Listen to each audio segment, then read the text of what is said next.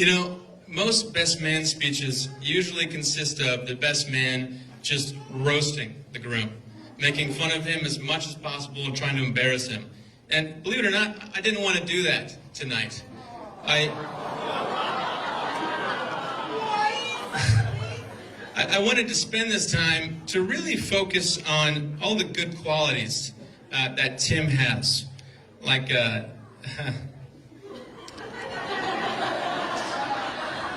well, thank you all for coming. Have a good night. No, I'm only kidding. Tim's a great guy. Well, as you may or may not know, I'm Joe Linen, Tim's favorite brother. Yes, his only brother, but that doesn't matter. And as his only brother, I believe it's my duty to tell you a little bit about little Timmy here. Tim and I first met 22 and a half years ago. It was August 20th, 1991, one of the greatest days in human history, the day I was born. I don't remember much about that day. I was going through a lot of the time.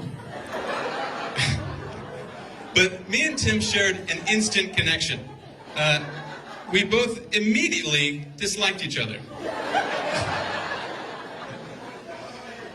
Yes, my brother and I definitely had our fair share of fights over the years. But I believe that was in part due to the fact that we have very different personalities. You know, Tim was always loud and abrasive and obnoxious and foolish, while I was calm and self-controlled and good-looking. You know, honestly, I was a bit surprised when he chose me to be the best man. I don't think he realized that I get the chance to stand up here and say whatever I wanted to about him in front of all his friends and family. A moment I've been looking forward to for years. Well, as I said, me and Tim definitely butted heads growing up. And we had a number of very funny arguments and fights. So to best illustrate that, I wrote a short poem about our humorous fights. Once I was sleeping atop my bunk bed. Tim pulled me off and I hit my head. Once when Tim was being arrogant and haughty, I asked, "What's it like being a woman trapped in a man's body?" While I was out jogging by our humble abode, Tim drove through a puddle and splashed me by the road. So when Tim was having his friends over at our place, I got a full glass of water and threw it in his face. While he was waving around his new pocket knife, he accidentally stabbed me, causing some strife. It was my finger, but... When I beat Tim at ping pong, he took it pretty hard. So he threw the ping pong paddle into the neighbor's yard. When Tim made me angry, I sometimes took it too far, and so I may or may not have peed on his car. And so this is just a small sample, believe it or not, of some of our fights. But I think you get the point. And I think the positive in all of the fights and arguments we had is that we both became really good at asking forgiveness.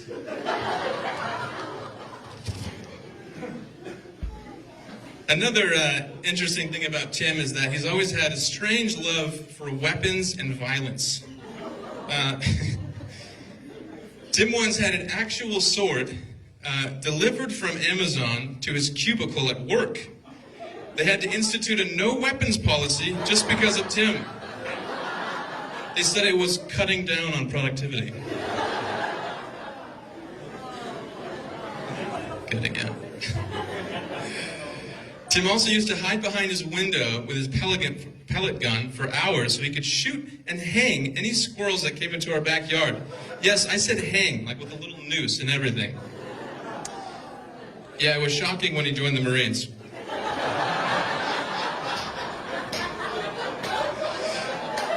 In all seriousness, though, Tim, I just want to let you know in front of everyone here how proud I am for all that you've accomplished in the Marines. You've had to overcome a lot to get where you are, and you've had your fair share of trials along the way. I'm incredibly honored to say that I'm your brother. Not just because you're a Marine, but because even though we don't always see eye to eye, you're still the best brother I could ever ask for. I love you, bro.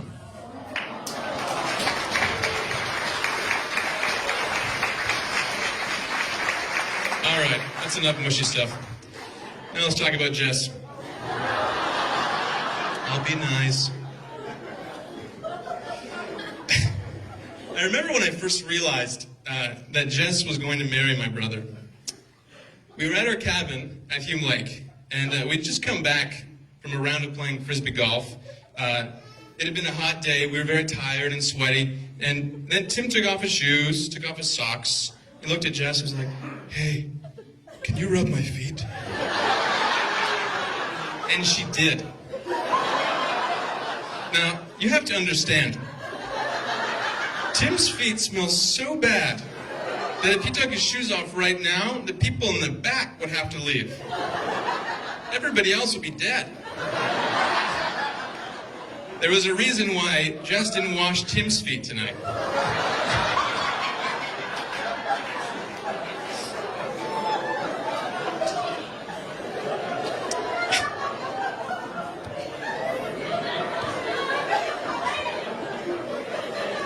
Well, Jess, you are a beautiful bride, and you have so many great qualities. You're smart, funny, a hard worker, a good cook, and you have such a heart for serving and helping people. Your only flaw is your taste in men. Well, you know what they say, weddings are the only occasions where you get congratulated on a mistake. No, I'm just kidding. My mom's gonna kill me for that. But seriously, Jess, you are amazing, and I know that just now you're my sister, but you know you've been a part of the family for a long time now. Well, to wrap it up, I'm incredibly happy for both of you. You both now have someone to love and care about. So you don't have to be alone and single anymore. You don't have to go to the movies alone, or go to Disneyland alone, or watch A Walk to Remember alone. Not that I've done any of those things. So, without further ado, if everyone would please join me in raising your glasses.